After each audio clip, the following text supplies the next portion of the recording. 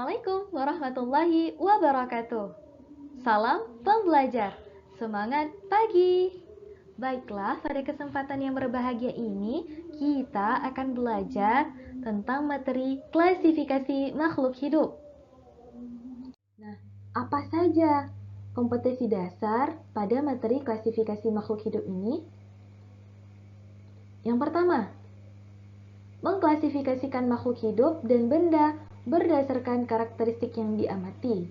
Yang kedua, menyajikan hasil pengklasifikasian makhluk hidup dan benda di lingkungan sekitar berdasarkan karakteristik yang diamati. Kemudian, apa saja indeks pencapaian kompetensi pada materi klasifikasi makhluk hidup ini? Nah, yaitu menjelaskan klasifikasi makhluk hidup, memberikan contoh tata nama makhluk hidup, menentukan takson dari makhluk hidup, menjelaskan kunci determinasi, membedakan kriteria klasifikasi hewan dan tumbuhan, menjelaskan klasifikasi 5 kingdom, dan mempresentasikan hasil pengklasifikasian makhluk hidup. Pada materi klasifikasi makhluk hidup ini tentunya tidak akan lepas dari tujuan pembelajaran yang ingin dicapai. Apa saja tujuan pembelajarannya?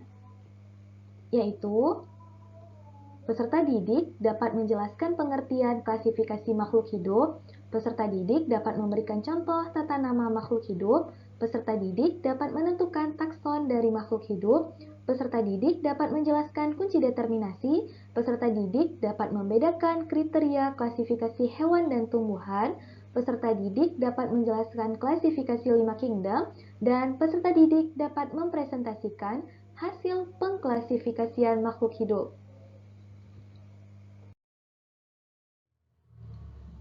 Jika kita melihat gambar tumpukan buku berikut ini, tentunya kita akan kesulitan untuk menemukan buku yang sedang kita butuhkan ataupun sedang kita cari. Karena kenapa? Karena bukunya bertumpuk tidak beraturan dan tidak disusun berdasarkan kelompok masing-masing dari buku. Sedangkan pada rak berikut ini, tentunya kita akan sangat mudah untuk mendapatkan atau menemukan buku yang sedang kita cari, karena sudah disusun berdasarkan kelompok-kelompok buku dan jenis-jenis buku. Contohnya nih, ketika kita ingin mencari buku tentang biologi, maka kita langsung saja menuju ke rak buku biologi, dan di sana kita akan menemukan beragam buku biologi yang kita butuhkan, dan kita pergunakan sesuai dengan kebutuhan kita masing-masing. Klasifikasi itu merupakan pengelompokan, di mana suatu cara mengelompokkan makhluk hidup berdasarkan kesamaan ciri yang dimiliki, tentunya memiliki tujuan, yaitu untuk mempermudah mengenali, membandingkan, dan mempelajari makhluk hidup.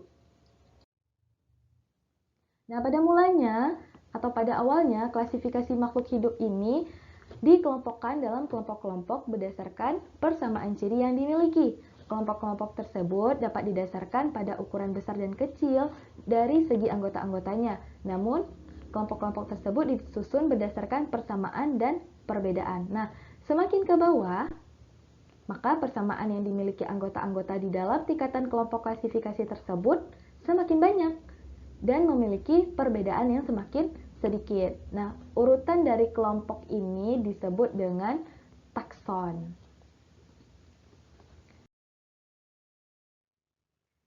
Siapakah yang pertama sekali mencetuskan klasifikasi makhluk hidup atau yang disebut dengan Bapak Taksonomi?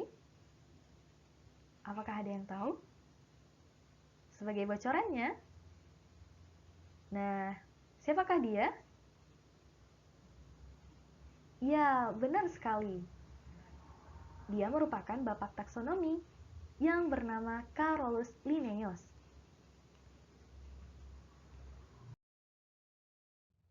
Selain itu, dalam pembelajaran mengenai takson, kita perlu untuk mengetahui bahwa dunia atau kerajaan untuk hewan disebut dengan kingdom dan untuk tumbuhan juga kingdom, divisi atau filum, nah untuk hewan disebut dengan filum dan tumbuhan disebut dengan divisi. Kelas-kelas, bangsa ordo, suku famili, marga genus, dan spesies ataupun jenis.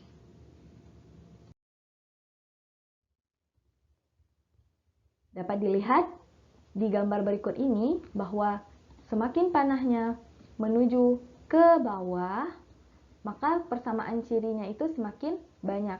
Dalam artian ini adalah dari ciri-ciri yang masih umum menuju ciri-ciri yang sudah khusus. Dan semakin panahnya ini dari bawah menuju ke atas, berarti jumlah anggota taksonnya semakin banyak. Karena ini dari khusus menuju ke umum.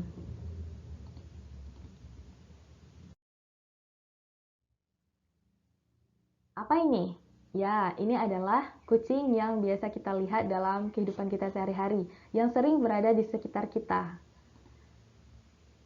Untuk klasifikasinya yaitu kucing, kingdomnya Animalia, filumnya Chordata, kelas Mammalia, ordo Carnivora, famili Felidae, subfamili Feline, genus Felis, dan spesies Felis catus. Ya, dengan spesies Felis catus.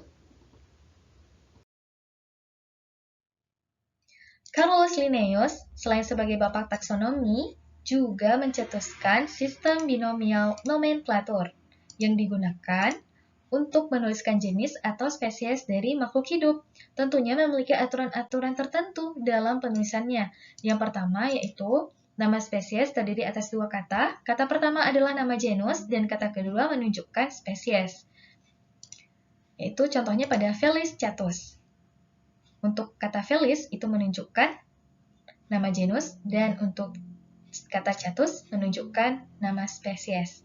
Nah, untuk aturan yang kedua, yaitu kata pertama diawali dengan huruf kapital dan kata kedua dengan huruf kecil. Untuk yang pertama, Felis menggunakan huruf kapital dan catus menggunakan huruf kecil.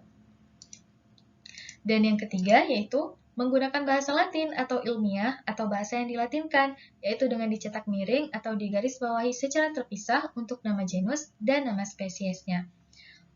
Untuk tulisan yang ditulis tangan, maka digaris bawahi, sedangkan untuk yang diketik itu dimiringkan.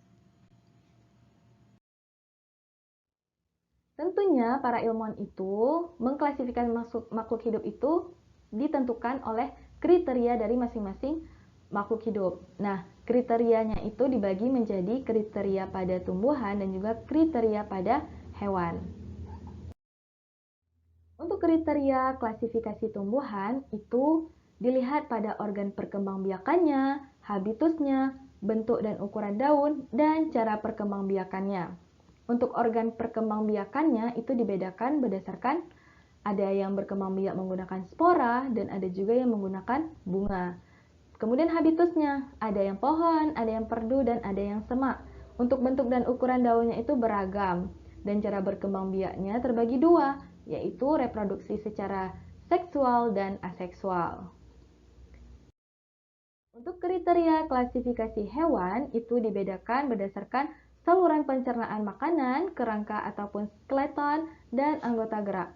Untuk saluran pencernaan makanannya, untuk hewan tingkat rendah itu masih belum memiliki ataupun tidak memiliki saluran pencernaan makanan. Sedangkan pada hewan tingkat tinggi sudah memiliki rongga mulut, saluran pencernaan, dan anus.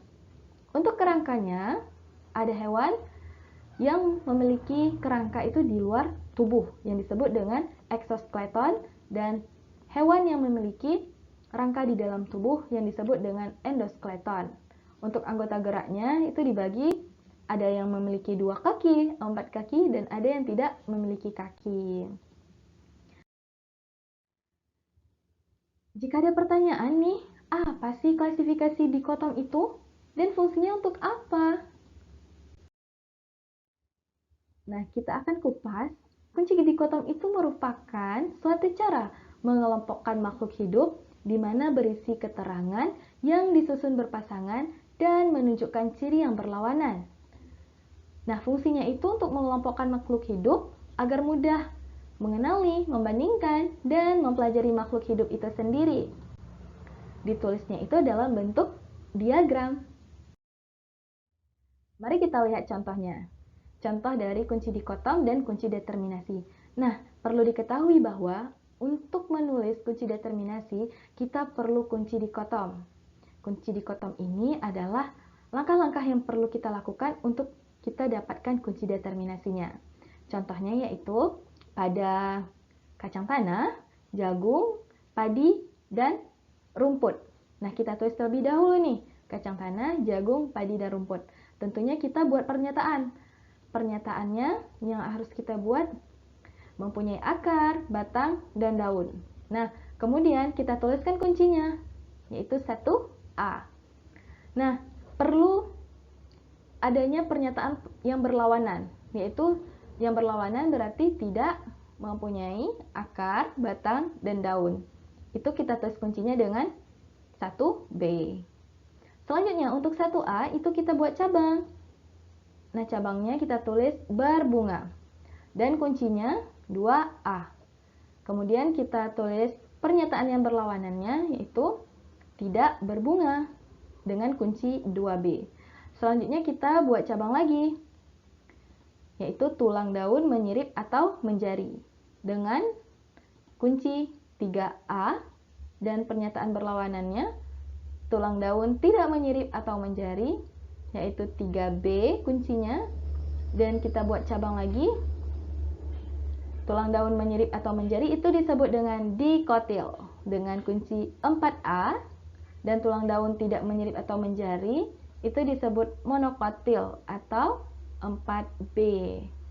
Selanjutnya untuk 2B kita buat cabang lagi, yaitu Pteridophyta atau paku-pakuan yang kuncinya kita tulis 4C. Nah, untuk yang 1B tidak mempunyai akar, batang, dan daun, itu kita buat cabangnya lagi, yaitu tubuh berupa talus dengan kuncinya 5A. Dan pernyataan berlawanannya, tubuh tidak berupa talus dengan kuncinya 5B. Nah, kita buat cabang lagi, yaitu Talophyta dengan kunci 6A. Dan tubuh tidak berupa talus, cabangnya yaitu Bryophyta 6B. Nah, tentunya kita sudah bisa nih menentukan urutan kunci determinasinya. Untuk kacang tanah, yaitu 1A mempunyai akar, batang, dan daun, kemudian berbunga 2A, kemudian tulang daunnya menyirip atau menjari 3A, dan termasuk ke tumbuhan dikotil 4A. Berarti termasuk ke dalam tumbuhan dikotil. Sedangkan untuk jagung, yaitu kunci determinasinya 1A, kemudian 2A, kemudian 3B, dan 4B, yaitu monokotil. Kunci determinasi merupakan suatu kunci yang dipergunakan untuk menentukan tingkatan takson, yaitu berupa filum atau divisi, kelas, ordo, famili, genus, atau spesies. Nah, dasar yang dipergunakan kunci determinasi ini adalah identifikasi dari makhluk hidup dengan menggunakan kunci dikotom.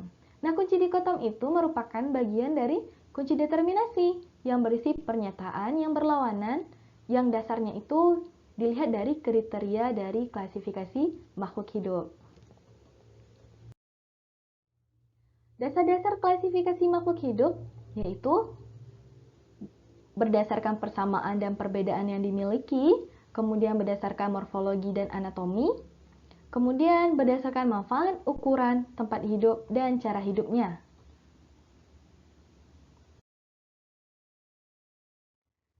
Selanjutnya, kita akan membahas tentang klasifikasi 5 kingdom. Klasifikasi makhluk hidup 5 kingdom. Nah, tentunya klasifikasi makhluk hidup 5 kingdom ini dicetus oleh Robert H. Whittaker.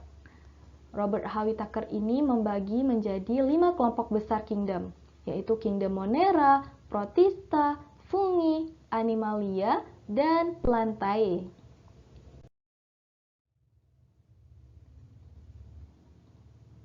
Kelima kelompok besar dari kingdom yang dibagi menjadi 5 kelompok besar ini itu semuanya dikelompokkan berdasarkan kriteria-kriteria khusus yang dimiliki oleh masing-masing hewan sehingga ataupun tumbuhan sehingga dapat dikelompokkan di salah satu dari kelima kingdom tersebut. Yang pertama yaitu kingdom Monera. Kingdom Monera ini tidak terlihat oleh mata kita secara langsung, namun dibutuhkan alat khusus ataupun mikroskop untuk melihatnya karena sangat kecil. Nah, ini adalah contoh nih dari Monera. Apa ini? Ini adalah bakteri ya. Kemudian apa sih ciri-ciri dari Monera? Ciri-cirinya yaitu prokariotik, tidak memiliki membran inti. Kemudian bersel tunggal, membelah diri, dan mikroskopis. Contoh Monera yaitu bakteri dan ganggang hijau biru. Pada Monera sendiri, ada yang bermanfaat bagi tubuh manusia. Salah satu contohnya yaitu bakteri E. coli ataupun Escherichia coli yang berperan membantu produksi vitamin K melalui proses pembusukan sisa makanan di usus besar. Nah, kehadiran dari bakteri E. coli ini membantu mempercepat proses pembusukan di dalam usus kita. Monera juga ada yang berbahaya bagi tubuh. Contohnya yaitu bakteri Mycobacterium tuberculosis yang dapat menyebabkan penyakit TB. Monera juga ada beberapa macam pada ganggang hijau biru. Nah, dapat dilihat contohnya pada gambar berikut ini. Untuk yang kedua, yaitu Kingdom Protista. Kingdom Protista ini memiliki perbedaan dari Kingdom Monera tadi. Apa saja nih ciri-cirinya? Yaitu uniseluler dan multiseluler, mikroskopis dan makroskopis, memiliki membran inti atau eukariotik. Nah, tentunya berbeda ya dari Monera tadi. Untuk Protista memiliki membran inti ataupun sudah eukariotik. Sedangkan Monera itu prokariotik ataupun tidak memiliki membran inti. Nah, ada yang mirip tumbuhan dan mirip hewan. Nah, Protista juga ada yang mirip hewan itu disebut dengan protozoa. Apa saja nih contoh-contohnya? Itu Paramecium sp, kemudian Entamuba histolytica yang terdapat di usus besar yang dapat menyebabkan diare. Kemudian Plasmodium malariae yang terdapat pada darah merah yang dapat menyebabkan penyakit malaria. Nah, protista yang mirip dengan tumbuhan disebut dengan alga. Ada bermacam jenisnya, yaitu ada alga merah, Euchuma spinosum, Gracilaria sp, kemudian Ulva sp, ataupun disebut dengan alga hijau, dan alga coklat Fucus sp. Nah, untuk yang ketiga, yaitu fungi, ataupun jamur. Nah, kingdom fungi ini memiliki ciri-ciri, yaitu merupakan kelompok makhluk hidup yang memperoleh makanan dengan cara menguraikan bahan organik makhluk hidup yang sudah mati. Dan jamur tidak berklorofil, berspora, tidak mempunyai akar batang dan daun, hidupnya di tempat yang lembab, dan bersifat saprofit serta parasit. Nah, jamur itu tersusun oleh benang-benang halus yang disebut dengan hifa. Hifa, kumpulan dari hifa akan membentuk miselium. Jamur juga terdiri dari beberapa macam. Contohnya yaitu jamur roti, jamur tempe, jamur kuping, jamur pada ragi tape, jamur tiram, dan jamur kayu.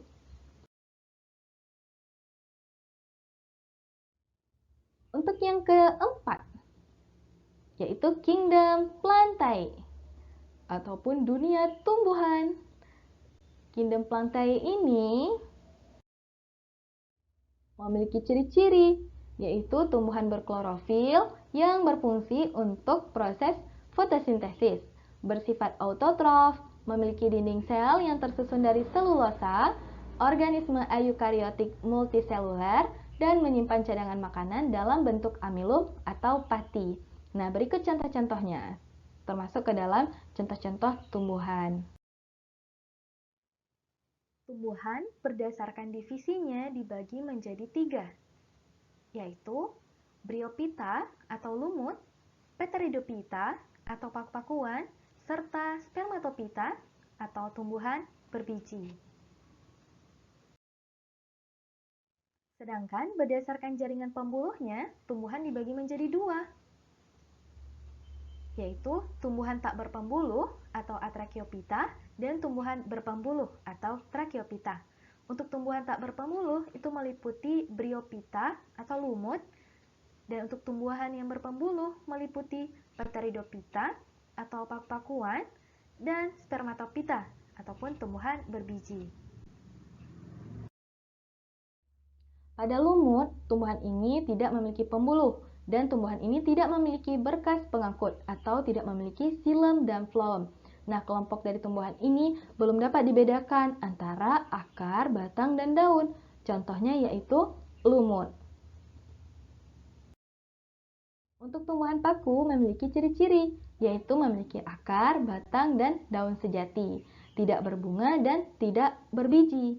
Tumbuhan ini memiliki pembuluh dan memiliki berkas pengangkut yang sudah dapat dibedakan antara akar, batang, dan daun. Tumbuhan ini juga berpembuluh disebut dengan tumbuhan berkormos. Contohnya yaitu tumbuhan paku dan tumbuhan berbiji.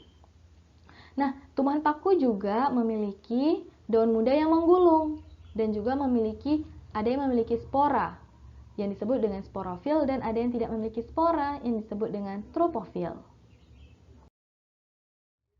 Pada klasifikasi tumbuhan berbiji ataupun Spermatophyta itu dibagi 2, yaitu tumbuhan berbiji terbuka disebut dengan Gymnospermae dan tumbuhan berbiji tertutup Angiospermae.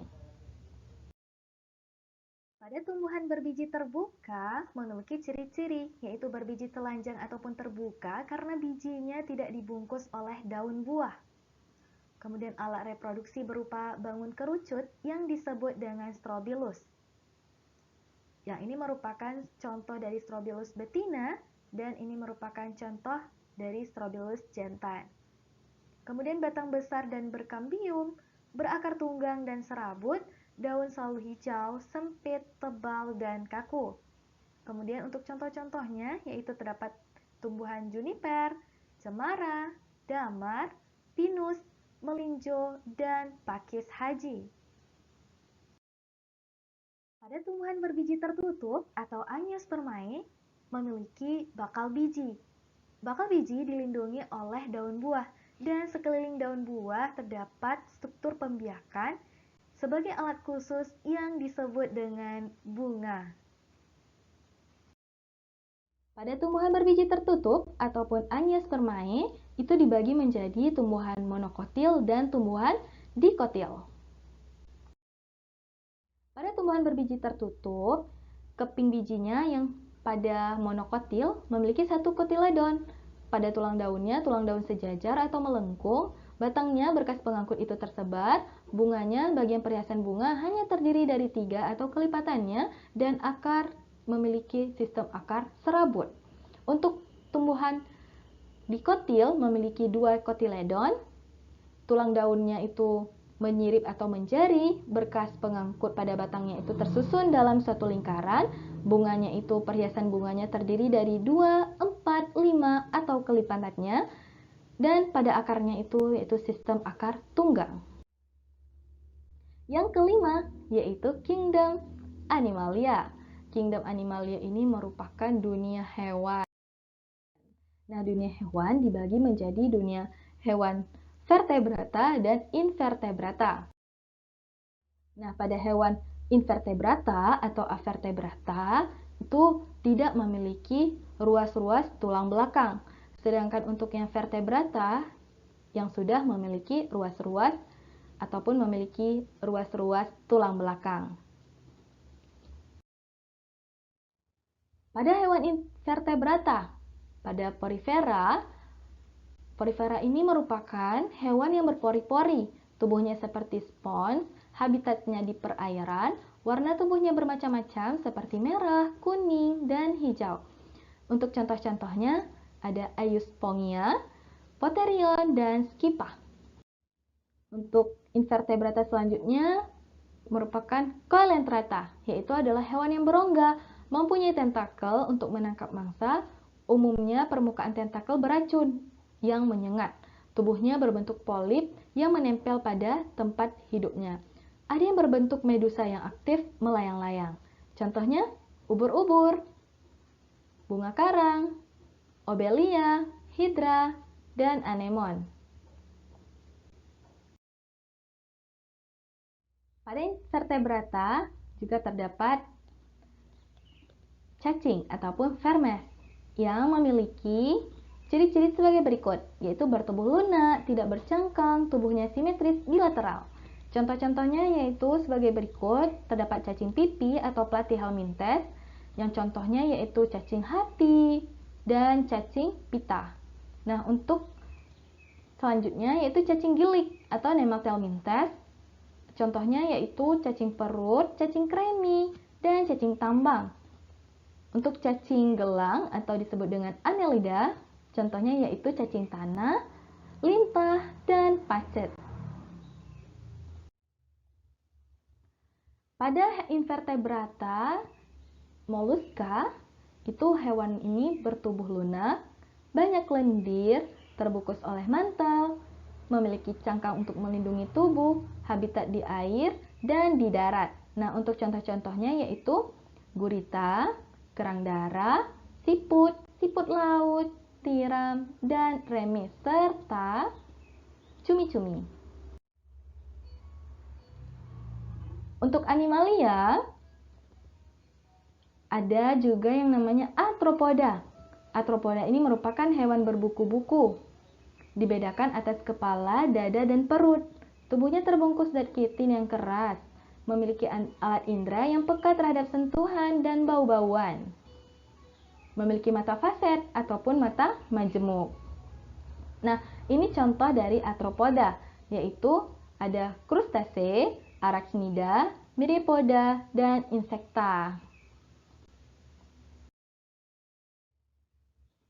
Untuk invertebrata echinodermata, merupakan hewan yang tubuhnya diselimuti duri, ada lempengan zat kapur atau kitin yang keras, tubuh simetri radial 5 lengan, terdapat sistem ambulakral untuk bernafas dan menangkap mangsa. Nah, ini adalah contohnya, yaitu kelas Asteoida, Echinoidea, Ophiuroida, Crinoida, Holoturoida. Yaitu ada bintang laut, landak laut, bintang ular, lili laut, dan teripang laut. Tahukah kalian, hewan vertebrata dibagi menjadi 5 kelas, yaitu Pisces, amfibi, reptil, aves, dan mamalia. Agar semakin menambah pemahaman mengenai materi klasifikasi makhluk hidup yang sudah dipelajari tadi, coba dikerjakan latihan soal berikut ini dan coba dikerjakan dengan teliti dan secara saksama agar nantinya mendapatkan hasil yang maksimal dan memuaskan. Selamat mengerjakan!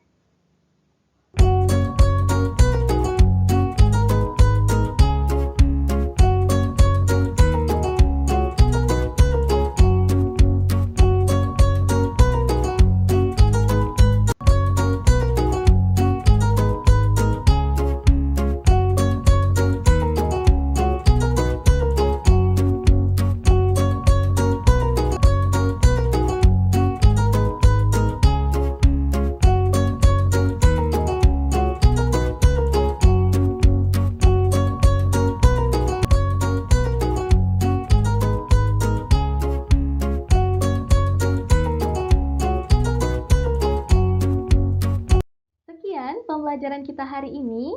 Semoga bermanfaat ya. Semangat terus belajarnya. Salam pembelajar. Wassalamualaikum warahmatullahi wabarakatuh.